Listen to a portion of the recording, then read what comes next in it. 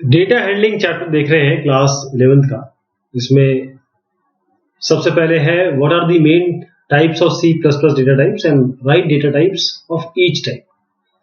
तो C plus plus हमको दो टाइप के डेटा टाइप देता है, एक आपका फंडामेंटल डेटा टाइप है, दूसरा आपका डिराइव डेटा टाइप है। तो फंडामेंटल डेटा टाइप जो फंडामेंटल है यानी कि किसी से कंपोज नहीं होते, ये by itself provided by C plus plus. तो उसमें कैरेक्टर है, इंटीजर है, फ्लोट है, वॉइड डबल है और वॉइड है।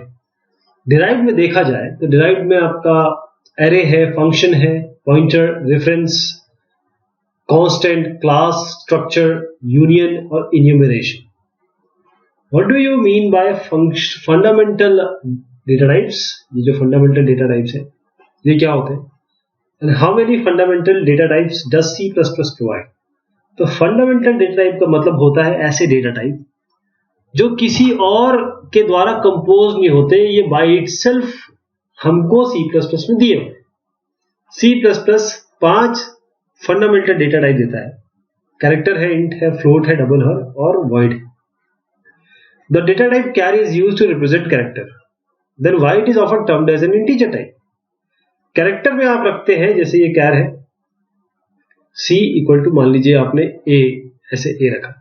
तो जब आप कोई भी कैरेक्टर रखते हैं, जैसे डॉलर रखा, कुछ भी जो कैरेक्टर हो सकता है, एक होता है लेकिन केवल, और सिंगल कोट्स में होता है। अगर सिंगल कोट्स में एक को रख रहे हैं तो ये इसकी ना ASCII वैल्यू आती है। मान लीजिए आपकी 65 आ गई इसकी वैल्यू, तो 65 जो वैल्यू है ये होती क्या है? ये तो इंटीजर टाइप ही होती है, अंदर ये इंटीजर टाइप में डील होता है। तो मेमोरी इंप्लीमेंटेशन जो कैरेक्टर टाइप डेटा टाइप का है वो इस ASCII कोड या नंबर कोड से होता है, इसीलिए इसको इंटीजर डेटा टाइप भी कहते हैं। How are the following statement in the same set different? किस तरीके से डिफरेंट है? देखिए, जो पहला स्टेटमेंट आप देख रहे हैं इसमें ASCII वैल्यू रखी जा रही है k की, जबकि जो दूसरा स्टेटमेंट आप देख रहे हैं इसमें ASCII वैल्यू रखी जा रही है यहां पर k। ये k की वैल्यू क्या होती है? 75, राइट। जब यहां पर आप देख रहे हैं कैरेक्टर p कोड में आप 75 रख रहे हैं और यहाँ कैरेक्टर p कोड में आप 75 रख रहे हैं, और यहां पर आप बोल रहे हैं const int a equal to 5 और कॉन्स्ट a इक्वल टू 5 दोनों। पहले मैं इसको क्लियर कर देता हूं, फिर मैं इस पे आता हूं। कैरेक्टर p कोड मतलब ये है कि p कोड में 75 रख रहे हैं, चाहे कैरेक्टर p कोड में k रखें, दोनों में ही p कोड में वैल्यू कौन सी आनी है? 75 आनी है। यहां पर आप कैरेक्टर p कोड में 75 की वैल्यू रख रहे हैं, p कोड में 75 की वैल्यू आ गई, और शॉर्ट p कोड, ये भी p कोड जो है वो 75 की वैल्यू दे रहा है, सब कुछ सेम है। क्योंकि अल्टीमेटली शॉर्ट और कैर में क्या अंतर है? कुछ अंतर नहीं है, दोनों ही इंटीजर टाइप है। इंटरनली तो ये डील 75 से ही होगा ना। और इसमें देखिए const int a equal to 5, const के आगे आप यहाँ पर इंटीजर नहीं लिख रहे हैं, a इक्वल टू 5 लिख रहे हैं, तो इसमें डिफरेंस क्या है? कोई डिफरेंस नहीं है, कोई भी डिफरेंस नहीं। क्यों? क्योंकि इसके यहाँ पर इंट बाय डिफॉल्ट ले लिया इन्होंने। कंपाइलर अपने आप समझ जाएगा कॉन्स्ट है तो इसका मतलब आगे अगर a इक्वल टू 5 दिख रहा है तो अपने आप इंटीजर डाल देंगे। कॉन्स्ट a इक्वल टू 5.5 होता तो अपने आप यहाँ पर फ्लोट डाल देते। तो जो कांस्टेंट डिक्लेरेशन है डेटा टाइप अगर स्किप करते हैं तो डिफॉल्ट उसका इंट है। The value is an identifier of int type and is holding value 200। Is the following statement correct? If value is an identifier of integer type, एक value, ये जो value है ये इंटीजर टाइप है, इसमें 200 है वैल्यू, 200 है, क्या ये स्टेटमेंट करेक्ट है? इस स्टेटमेंट में करेक्शन इसलिए नहीं है, या इसमें करेक्शन हमको करना पड़ेगा, गलत इसलिए क्यों हो रहा है? क्योंकि बात यह है कि अभी कोई ना कोई तो वैल्यू इसमें गार्बेज होगी, है ना? वैल्यू गार्बेज है इसमें, the statement is not correct, इसमें कुछ गार्बेज वैल्यू होगी। लेकिन मैं इसको इस तरीके से समझाता हूं आपको, ये तो एक अलग पक्ष हो गया। अगर आप इसमें लिखें कैरेक्टर कोड और आप बोल रहे हैं वैल्यू, आपने कहीं पे वैल्यू इक्वल टू 200 ऑलरेडी दे रखा है, मैं मान के चल रहा हूं कि गार्बेज वैल्यू नहीं, कोई 200 दे रखा, तो अगर आप 200 लिखते हैं तो कोई दिक्कत नहीं है, बिल्कुल सब सही, इट इज ऑल करेक्ट। क्योंकि कैरेक्टर कोड आप जो 200 दे रहे हैं तो ये कोड जो है इसमें आपने वैल्यू दी है, ये इसका ASCII वैल्यू ले लेगा। व्हाट आर दी ASCII होता है American standard code for information interchange. हर एक कैरेक्टर को एक नंबर दिया गया है ताकि वो, क्योंकि कैरेक्टर तो कंप्यूटर को तो कैरेक्टर समझ में नहीं आता है, कैरेक्टर का मतलब इंटीजर एक वैल्यू असाइन कर दी गई है ताकि कंप्यूटर में उसको डील किया जा सके, बस इसीलिए जो आप ए देख रहे हैं अंदर वो वैल्यू की तरह जाएगा। What are the advantages of floating point numbers over integer? Floating point numbers का इंटीजर के ऊपर क्या एडवांटेज है? फ्लोटिंग, पहली चीज समझिएगा कि इंटीजर्स मतलब जिसमें फ्रैक्शनल पार्ट नहीं होता है, फ्लोटिंग पॉइंट नंबर जिसमें फ्रैक्शनल पार्ट होता है। अब इसके फायदे क्या है, एडवांटेज इसके ऊपर। फ्लोटिंग नंबर से अगर 2 और 3 है और आप बोलते हैं मुझे 2.11 रिप्रेजेंट करना है, तो आप फ्लोटिंग पॉइंट से रिप्रेजेंट करते हैं, तो 1 और 2 के बीच में मान लीजिए या 2 और 3 के बीच में जितनी पॉसिबल वैल्यूज हैं वो सारी आप रिप्रेजेंट कर सकते हैं, राइट। फ्लोटिंग पॉइंट नंबर्स का रेंज बहुत ज्यादा है, आपको 4, 8 ऐसे बाइट मिलता है, तो रेंज भी बहुत ज्यादा मिल जाता है। How many ways can a floating point be written into? कितने तरीके में फ्लोटिंग पॉइंट आप लिख सकते हैं? 2 तरीके हैं, एक फ्रैक्शनल फॉर्म है, एक exponent form. Fractional form, exponent form. ये जो नंबर दिया है इसको आपको एक्सपोनेंट फॉर्म में लिखना है, इसको फ्रैक्शनल फॉर्म में लिखना है। तो इसमें क्या करेंगे, 1, 4, 7, पहले वाले को देखते हैं। इसमें क्या करेंगे, सबसे पहले एक वैल्यू जो होती है वो आपकी डेसिमल के पहले होनी चाहिए, तो हमने 0.14 और जो भी आगे है वो लिख दिया 147। तो बस यहां जब 0 पॉइंट लिखा तो कितने बार आपने जंप कराया पॉइंट को, 1, 2, 3, बस 10³ से मल्टीप्लाई कर दीजिए। लेफ्ट में जंप कराएंगे तो प्लस होगा, राइट में जंप कराएंगे तो माइनस होगा, 10³ हो जाएगा। अब ये 2.4901 e⁴, इसको कैसे करेंगे, तो कैसे करेंगे इसको, 2.4901 इंटू 10⁴ आएगा। 10⁴ का मतलब क्या है कि आप 10 से इसको 10 से मल्टीप्लाई करें तो ये कितना होगा, 24901.00, बस। क्योंकि ये 4 है तो कितना जंप करेगा ये, 2.4 का मतलब क्या है, इसको मैं बताता हूँ, 24901, इसका मतलब होता है 1, 2, 3, 4, नहीं ये कुछ नहीं करेगा, ये केवल आपका 10⁴ है, ये भी 10⁴ है, इधर कैंसिल आउट हो जाएंगे, 24901, और फ्रैक्शनल फॉर्म में लिखना है तो 0.0 करना पड़ेगा। Suppose value is an identifier of integer type having value 25. Value एक आइडेंटिफायर है, इंटीजर टाइप इसकी 25 है। इस स्टेटमेंट के बाद what does the variable check store? अब वैल्यू चेक्स को दे दिया, ये फ्लोट है, वैल्यू 25 है, 25 इंटीजर है लेकिन ये फ्लोट है, चेक्स तो 25.0 कर लेगा, 25.0, ये 25.0 होगा इसका आंसर। अब why is float type preferred for real quantities? When should the type double be preferred over the shorter type float? Float type ये आपके रियल नंबर रिप्रेजेंट करता है, यानी कि इसमें फ्रैक्शनल पार्ट भी आता है, इसलिए ये प्रिफर्ड है रियल क्वांटिटीज के। जो डबल है ये हम प्रेफर करेंगे शॉर्टर टाइप फ्लोट, क्योंकि फ्लोट थोड़ा छोटा होता है और इसमें प्रिसीशन भी कम है ना। आपने 4, 7, 12 देखा होगा, फ्लोट, डबल, लॉन्ग डबल, तो जो प्रिसीशन है इसमें मिल जाता है ज्यादा। लेकिन एक बात ध्यान रखिएगा, एक चीज मैं आपको अवेयर कर दूं कि अगर आप बड़ा साइज लेंगे और आप पूरा उसका रेंज इस्तेमाल नहीं करें तो मेमोरी वेस्ट होगी आपकी। 11, the data type double is another floating point type, then why it is treated as distinct data type? Data type double है वो फ्लोटिंग टाइप पॉइंट टाइप ही है, तो एक अलग टाइप से क्यों ट्रीट होता है? ये इसलिए होता है कि उसकी जगह फ्लोट से ज्यादा होती है। जैसे फ्लोट है मतलब 4 बाइट या 4 बाइट ले रहा है, तो डबल आपका 8 बाइट ले रहा है, उसका जो इसकी रेंज हो गई ये है 2⁴ into 8, 2⁵32। फ्लोट की 2⁵32 है और इसकी 2⁵64 है। मतलब आप देखिए अगर आप अनसाइड लेते हैं तो 0 से लेकर 2⁵64, इट्स अ ह्यूज नंबर, बहुत ज्यादा रेंज है और प्रिसिशन भी ज्यादा है इसकी। The floating point number should always be stored in the largest type long double because it saves us from the headache of consulting the minimum ranges these data types support. Comment upon this statement. Long double में अगर आप रखेंगे तो आपके पास ये दिक्कत नहीं रहेगी कि हो सकता है कि अगर आप डबल रखते हैं या फ्लोट लेते हैं और आपकी वैल्यू ज्यादा बड़ी आ गई तो कोड डंप आ जाएगा, प्रॉब्लम में एरर आएगी। आप जब कंपाइल करेंगे, रन करेंगे तो एकदम से ऐसी चीज आएगी, ब्लू स्क्रीन हो जाएगी। तो उन सब चीज़ों को बचाने के लिए आप बड़ा ले लेते हैं। लेकिन अगर आपको पता है कि इससे ज़्यादा वैलिडिटी होगी, तो मैं आपको एडवाइस करूँगा कभी भी ये लॉन्ग डबल वगैरह पे ना जाए, फ्लोट से काम चलाएं, ज़्यादा से ज़्यादा डबल पे जाए। लेकिन अगर आपको लग रहा है कि नहीं वैल्यू बड़ी आ सकती है, मैं किसी भी हेडेक से बचना चाहता हूँ, मैं प्रोग्राम में मैक्सिमम फ्लोटिंग रेंज लेना चाहता हूँ, तो आप लॉन्ग डबल पे जा सकते हैं। What is the use of void data type? Void data type का क्या मतलब है? जो कोई भी डेटा टाइप नहीं है वो वॉइड है। वॉइड मतलब होता है खाली।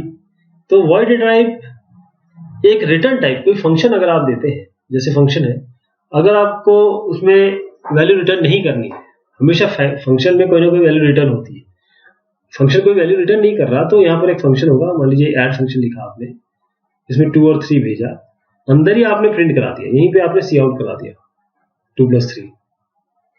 तो जब आप 2+3 यहीं करा रहे हैं तो रिटर्न तो करना कुछ भी नहीं है, या वॉइड लिखेंगे, इसलिए कुछ नहीं कर रहे हैं इसलिए वॉइड लिख रहे हैं।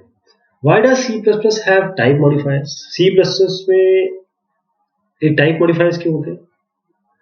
ये क्या होता है कि आपको किसी समय में टाइप चेंज करना पड़ जाता है, आप अपनी रेंज को बढ़ाना चाहते हैं, घटाना चाहते हैं, तो उस डायनेमिकली अगर आप चाहते हैं कि किसी जगह छोटा कर ले, बड़ा कर ले, उस जगह C++ आपके मॉडिफायर्स बहुत काम करते हैं। What is wrong with the following statement? Long float x colon, ये तो इसलिए गलत हो गया क्योंकि डेटा टाइप इसमें गलत हो गया, या तो फ्लोट होगा या लॉन्ग डबल होगा। लॉन्ग फ्लोट नहीं कुछ होता है, ध्यान दीजिएगा, लॉन्ग फ्लोट कुछ भी नहीं होता है, और यहां पर सेमीकोलन होगा। Using a 7 byte unit how many different values can be represented on computer? 7 byte unit में कितनी वैल्यूज रिप्रेजेंट की जा सकती है? तो बहुत इजी है इसका उत्तर।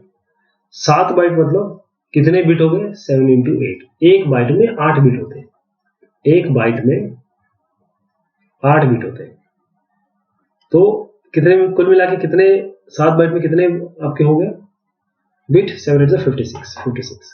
तो 2 की पावर 56 कर दीजिए आप, 2 की पावर 56 ये वैल्यू होती है। ये देखिए इतना रिप्रेजेंट, इतने मतलब 0 से लेकर 2 वैल्यू इस रेंज में आ सकती है। On a machine, short integer is 2 byte long. Machine में शॉर्ट इंटीजर 2 बाइट का है।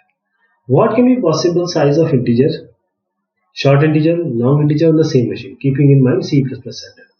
2 बाइट लॉन्ग शॉर्ट इंटीजर है, तो इंटीजर कितना होगा? इंटीजर हमेशा ध्यान रखिए कि जो पॉसिबल जो टाइप इन्होंने बोले इंटीजर, शॉर्ट इंटीजर और लॉन्ग इंटीजर। शॉर्ट बोल रहे हैं 2 बाइट, शॉर्ट इंटीजर आप जो इंटीजर है वो बोल रहे हैं 2 byte, short integer 2 byte, long integer आपका 4 बाइट हो जाएगा, डबल हो जाएगा इसका। अगर शॉर्ट इंटीजर मान लीजिए 4 बाइट होता है, तो अनसाइंड शॉर्ट का कितना होगा? ध्यान दीजिएगा कि जो 4 बाइट है शॉर्ट इंटीजर है, तो जो साइज है अनसाइंड शॉर्ट का वो भी सेम ही रहेगा। शॉर्ट इंटीजर अनसाइंड शॉर्ट दोनों सेम रहेगा। What are the variations in character type? How are the variations of character type different from one another? Variation है कैरेक्टर टाइप का, उसमें एक कैरेक्टर होता है, एक अनसाइंड कैरेक्टर होता है, एक साइंड कैरेक्टर होता है। जो कैरेक्टर और साइंड कैरेक्टर वो जैसे मैंने आपको रेंज बताया, क्योंकि एक कैरेक्टर 1 बाइट लेता है, 1 बाइट कितना हो गया? इंटू 8 कर दीजिए, 8 बिट हो गया। कुल मिला के रेंज कितनी हो सकती है? जो वैल्यूज आ सकती है 2 की पावर 8 यानी कि 256। और क्योंकि 256 पूरा 0 से 256 अगर अनसाइंड है, तो अगर साइंड है तो नंबर लाइन के इधर भी लेना पड़ेगा, इधर भी लेना पड़ेगा। तो -128 से शुरू करिए, 127 तक जाइए, इसको यहाँ से यहाँ तक गिनिए, कुल मिलाकर 256 ही होता है। तो जो अनसाइंड क्या है वो तो 0 से 255 जाएगा, लेकिन जो साइंड होंगे वो -128 से 127 जाएगा। What are the variations in floating point types? Floating point types से क्या variations है, and how are the variations of floating point different from one another? तो वेरिएशन इस तरीके से है, फ्लोट 4 बाइट का है, डबल कर दीजिए, उसका 8 है। लॉन्ग डबल ये अब ये मत सोचिएगा 8 का 16 हो जाएगा, ये 10 ही होता है, 2 बढ़ता है केवल, इससे 2 बाइट बढ़ती है, क्योंकि ये 2 बाइट बढ़ने से भी बहुत बड़ा रेंज हो जाता है। इतना बड़ा रेंज जिसके आगे कोई नंबर हो ये बहुत मुश्किल है। Arrange the following data types from smallest to largest. Smallest to largest में सबसे पहले हम क्या करेंगे? कैरेक्टर सबसे छोटा, फिर इंटीजर का आधा शॉर्ट, फिर इंटीजर से थोड़ा बड़ा लॉन्ग, लॉन्ग, अच्छा फ्लोट से बड़ा, किसी भी इंटीजर टाइप से फ्लोट बड़ा होता है, फ्लोट का डबल कर देंगे तो डबल, और सबसे बड़ा होता है long double. Explain the difference between zero, ये जीरो, ये जीरो, ये जीरो। देखिए ये तो डेसिमल नंबर है, प्रॉपर इंटीजर है, ये कैरेक्टर है क्योंकि सिंगल कोड्स है। स्लैश जीरो ये आपका नल कैरेक्टर है, स्ट्रिंग के एंड का कैरेक्टर है, नल टर्मिनेशन का, तो स्ट्रिंग टर्मिनेशन कैरेक्टर है। डबल कोट्स में जो जीरो दिया है इसका मतलब ये जीरो स्ट्रिंग हो गया, तो ये एक इंटीजर कांस्टेंट हो गया, ये आपका कैरेक्टर कांस्टेंट हो गया, ये आपका एस्केप सीक्वेंस या नल हो गया, और डबल इसमें आपने जो जीरो दिया वो है string constant. What is the distinction between 33L and 33? जो ये आप ये लगा रहे हैं स्मॉल एल ये एल, ये बताने के लिए कि ये एक लॉन्ग इंटीजर कांस्टेंट है। तो 33L एक लॉन्ग इंटीजर कांस्टेंट है, 33 एक सिंपल कांस्टेंट है, इंटीजर कांस्टेंट है। ध्यान दीजिएगा कांस्टेंट की बात हो रही है, जो चीज चेंज नहीं होने वाली प्रोग्राम में। Write this statement you would use in C++ to find out which character the code 86 represent. तो 86 के ऊपर आप सिंगल कोट लगा दीजिए बस। तो आप क्या करेंगे, कैर लीजिए, इस वैल्यू में 86 डाल दीजिए। तो जैसे 86 डालेंगे ये वैल्यू अगर प्रिंट कराएंगे आप, तो इसी करेक्टर वैल्यू आएगी 86, या ऐसे भी करा सकते हैं, जो जैसे आप करना चाहें। What do you understand by the following? Array, structure, function, pointer, union, enumeration. तो इसमें मैं आपको बता देता हूँ ये एक एक करके, आगे भी है ये, आगे भी डिस्कस करेंगे। एरे मतलब होता है, array is a contiguous memory of same data type, right. Structure का मतलब होता है कि एक ये डेटा टाइप है, लेकिन ये डेटा टाइप जो है यूजर डिफाइंड डेटा टाइप है, मतलब ये डिराइव डेटा टाइप है। एक स्ट्रक्चर में आप वेरिएबल्स रख सकते हैं अलग अलग टाइप के। फंक्शन क्या होता है, फंक्शन एक ऐसा इट टेक्स वैल्यू और रिटर्न सर्टेन वैल्यू, यानी it does something which value लेता है, कुछ काम करता है और रिटर्न कर देता है। पॉइंटर जो होता है, पॉइंटर एड्रेस रखता है, किसका एड्रेस रखता है, किसी भी वेरिएबल का। यूनियन क्या होता है, यूनियन और स्ट्रक्चर एक ही है, बस स्ट्रक्चर क्या होता है, स्ट्रक्चर में आपकी जितनी भी अलग अलग आप इसके अंदर वेरिएबल्स देंगे वो अपनी अलग अलग जगह उनकी मेमोरी लोकेशन होगी। यूनियन में क्या होता है कि जो जितने भी वेरिएबल दिए उसमें सबसे बड़ा उठा लिया जाएगा और सारे वो ही शेयर करेंगे। इन्यूमरेशन में क्या होता है, इन्यूमरेशन में क्या होता है कि हर एक, क्योंकि आप जानिए नंबर से हम लोग वास्ता कम है, किससे ज्यादा जानते हैं हम, नंबर से। तो अगर हम इनम लिखें, इनम मान लीजिए एक्स, इनम एक्स, तो यहां पर अगर आप दिख रहे हैं एक्स, ये लिखेंगे एक्स वाई जेड, तो एक्स का मतलब है 1, वाई का मतलब है 2, इसका मतलब 3, यानी इसका ऑलरेडी आप एक्स जब यूज करेंगे तो 1 हो जाएगा। तो इसमें वैल्यू जो होती है अपने आप नंबर असाइन हो जाते हैं जब आप यहाँ पर कुछ वेरिएबल लिखते हैं। ये इन्यूमरेशन है। रेफरेंस वेरिएबल क्या होता है और किस तरीके से डिफाइन होता है C++ में। रेफरेंस वेरिएबल का मतलब होता है एलियास, यानी एक ही आपने x दिया, उसको कहीं जाके y कर दिया, बोला कि x और y एक ही वैल्यू को पॉइंट करेंगे, मान लीजिए 20 है, तो x को चेंज करेंगे तो y भी चेंज हो जाएगा, y को चेंज करेंगे तो x भी चेंज हो जाएगा। ये एलियास है। जैसे किसी का नाम होता है ना, घर का नाम होता है, बाहर का नाम होता है, तो बाहर का नाम जैसे महेश प्रताप सिंह है, घर का नाम उसका हो सकता है कि पप्पू हो, दोनों एक ही है। रेफरेंस वेरिएबल एक एलियास है। उसको कैसे करते हैं ध्यान से देखिए। इसमें वेरिएबल नाम जो ऑलरेडी है जैसे x है, और टाइप % आप इसको y कर दीजिए, तो x और y एक ही को पॉइंट करने लगेंगे, right. What is wrong with this statement, const int y, आपने कर तो दिया y, लेकिन इसको डिक्लेयर करना पड़ेगा ना। हमेशा ध्यान रखिएगा कि जब टाइम डिक्लेरेशन होगा कॉन्स्ट का, तो उसको इनिशियलाइज करना पड़ेगा, बगैर इसके काम नहीं चलेगा। What do you understand by a class in C++? How does a structure represent in C++? Class object का कलेक्शन है। स्ट्रक्चर में केवल डेटा एलिमेंट्स होते हैं, फंक्शन नहीं होते। क्लास में फंक्शन भी होते हैं, डेटा एलिमेंट्स भी होते हैं। What are the similarities and difference between array and structure?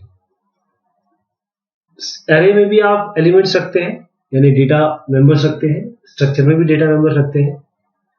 जो array है उसमें एक ही टाइप का डेटा टाइप रख सकते हैं, एक ही डेटा टाइप की वैल्यू रख सकते हैं। स्ट्रक्चर में आप मल्टीपल डेटा टाइप की वैल्यू रख सकते हैं, यानी कि सेम डेटा टाइप एरे में होगा, स्ट्रक्चर में मल्टीपल एलिमेंट्स होंगे, मल्टीपल डेटा टाइप्स के एलिमेंट हो सकते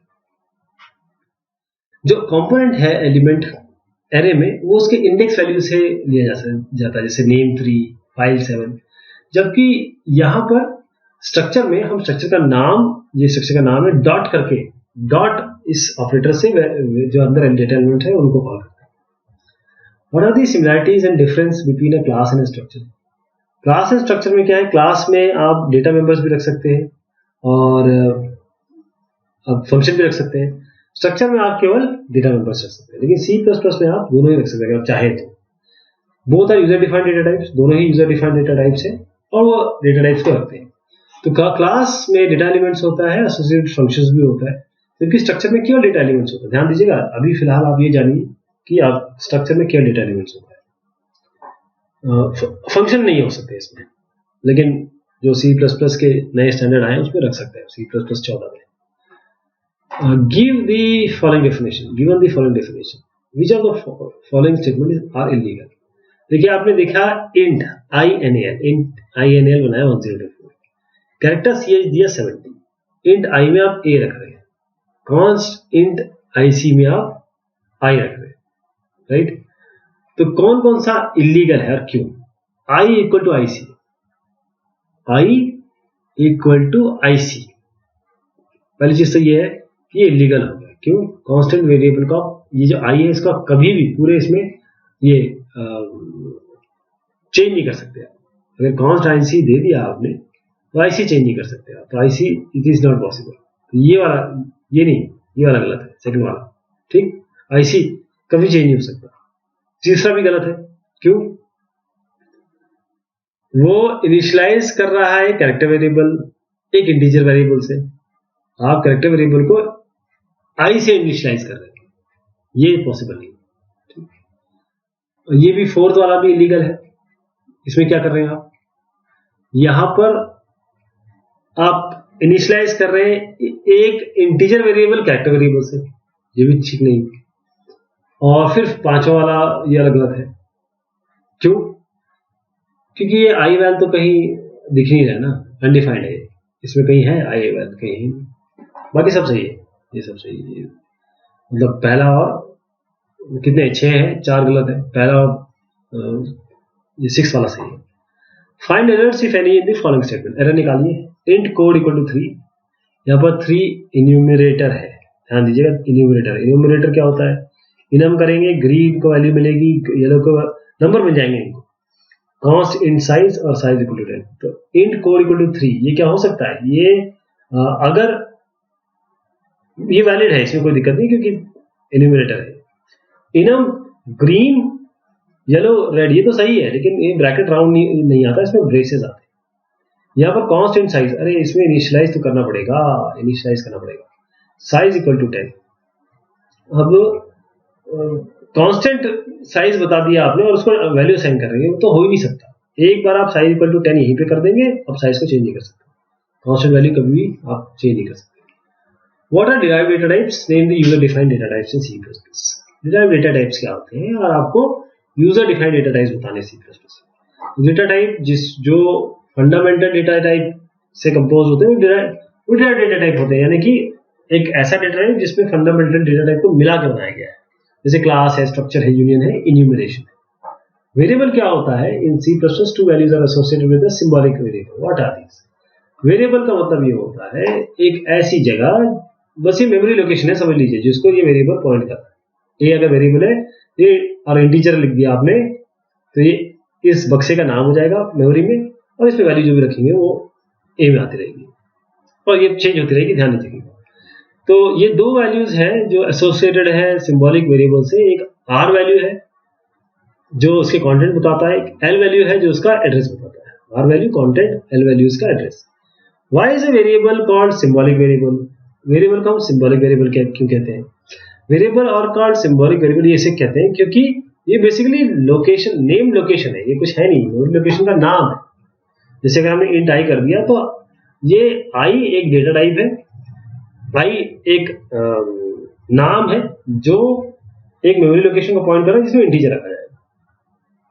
right declaration for a pointer to a character and array of 10 integers. तो इसमें क्या करेंगे, एक कैरेक्टर पॉइंटर बनाएंगे इंट इक्वल टू 10, यहाँ पर array of 10 integers. Reference to a floating point variable, float total कीजिए और कोई भी नाम दूसरा रख के, क्योंकि एम्परसेंड लगाते हैं इसमें, इस टोटल को असाइन कर दीजिए, तो सम और टोटल रेफरेंस हो गया। कांस्टेंट कैरेक्टर है ना कांस्टेंट इंटीजर, कांस्टेंट कैरेक्टर है ना कांस्टेंट इंटीजर, दोनों का कांस्ट लगाना जरूरी है, क्योंकि ये कैरेक्टर है, यहाँ कैरेक्टर लिख दिया, इंटीजर है इंटीजर लिख दिया। Name equal to A, character हमेशा इस तरीके से होता है सिंगल कोट से, और मैक्स इक्वल टू 50, कुछ भी आप ये नाम दे सकते थे, और नॉर्मली हम जो कांस्टेंट होते हैं उनको कैपिटल में लिखते हैं, इसलिए मैक्स कैपिटल में लिखा हुआ है, equal to 50। Define the following: a short integer with value 90, an unsigned integer with the value this one, and the integer with the values this one. तो short int a 10, unsigned int integer, तो unsigned int variable ले लीजिए कोई 31240, और integer with values, तो integer b equal to this one. What do you mean by dynamic initialization of a variable? Give an example. Dynamic variable या initialization का मतलब होता है कि जब प्रोग्राम, उसकी वैल्यू पहले पता नहीं है, वो प्रोग्राम जब रन करेगा तब उसकी वैल्यू आएगी। जैसे सम और काउंट हमें पता है, लेकिन जब सम और काउंट आ जाएंगे तब एवरेज की वैल्यू निकलेगी, तो इसे डायनेमिक इनिशियलाइजेशन कहते हैं। What is the impact of access modify const over a variable? जैसे अगर आपने किसी भी वेरिएबल के आगे कांस्ट लगा दिया, वो पूरे प्रोग्राम में कहीं चेंज नहीं हो सकता, आप चेंज करेंगे कंपाइलर ऐड देगा उसको। तो ये हमने बात की, आपके बहुत इंपॉर्टेंट चैप्टर है ये डेटा हैंडलिंग, और उसके हमें शॉर्ट क्वेश्चन अभी देखने बाकी है। हमने बेसिक क्वेश्चन देख लिए। Thank you so much, take care.